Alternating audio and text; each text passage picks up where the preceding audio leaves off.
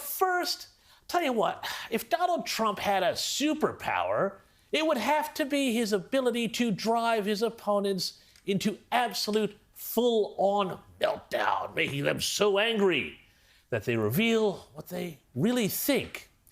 Have a look at this woke influencer having an absolute meltdown about, oh no, Donald Trump's campaign promises. And as you do, ask yourself, what's the problem with these? Here are the first 15 promises he has made if he is reelected. You may have heard of Project 2025, but this is from Agenda 47, and you can read all of these on his website.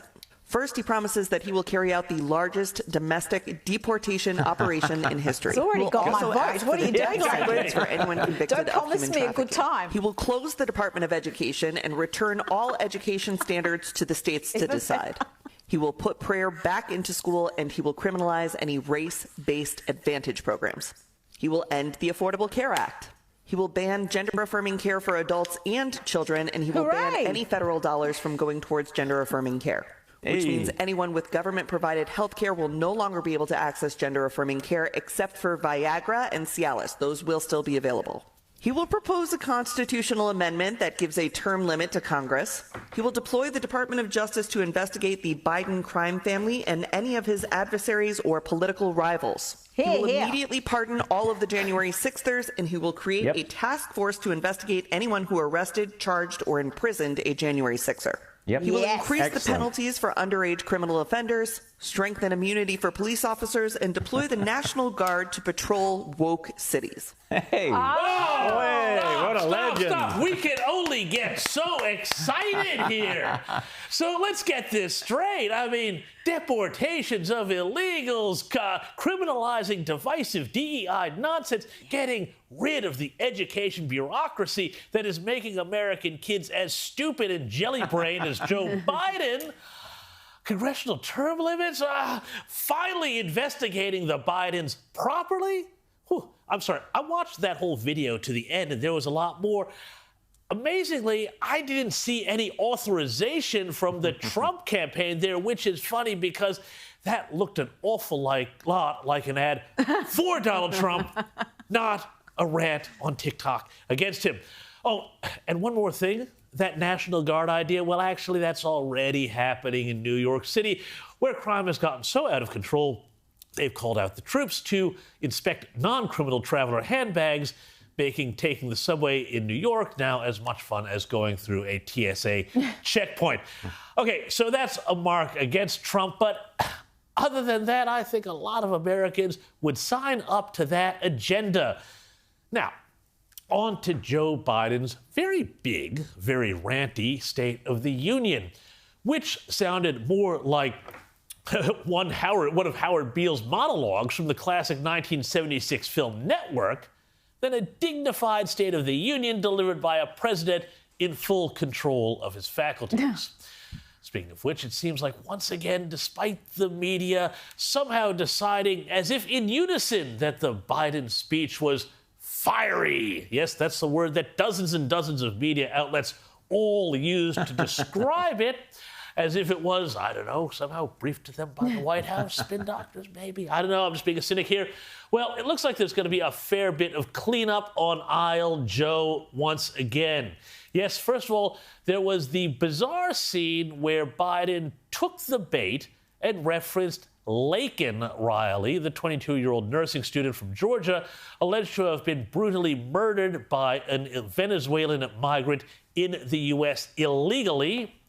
Only, gotta do it again. He could not get her name right. Not really.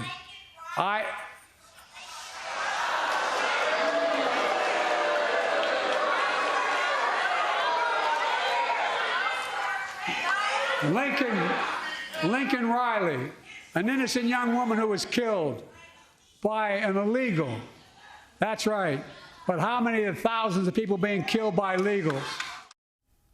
Did he just say thousands of people were being killed by illegals? Well, and he also called Laken Lincoln. I mean, honestly, what a mess here. And he also, he called her an illegal, and that hasn't gone down very well with fellow Democrats. Have a look at Nancy Pelosi saying, maybe let's not say the truth about these things. Now, you should have said undocumented, but it's not a big thing, okay? What's the big thing about it? No, I actually wasn't even going to ask about that. I was just going to ask more about the moment. But you do think that he should have said undocumented? That wasn't going to be my question. Well, we usually say undocumented. Yes, we usually say undocumented. Can't say the truthful word illegal. And here's top Biden advisor Mitch Landrieu. There has been at least one Democrat that has criticized it. Joaquin Castro has said, like, this using that word and illegal, dehumanizing is problematic. What did you make of that? That's probably true. He probably should have used a different word, and I think he would know that. Well, breaking news, I can tell you that Joe Biden has just apologized for having used the word illegal.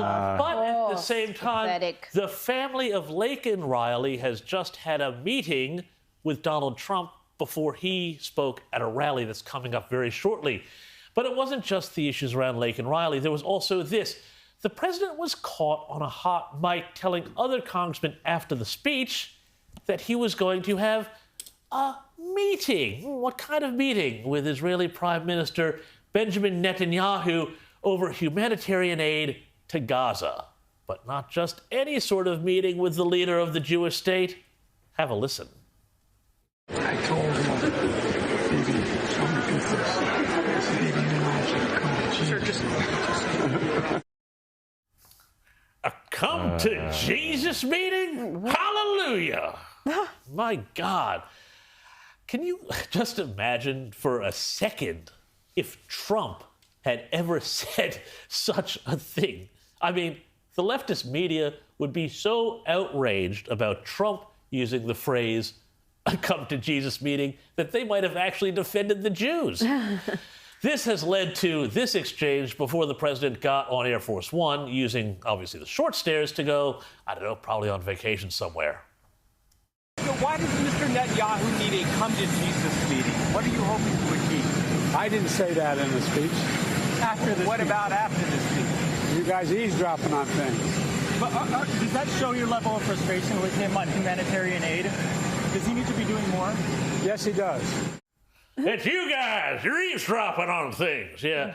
As always with Joe Biden, it's the media's fault, everyone else's fault, except his own. And all I can say is roll on November.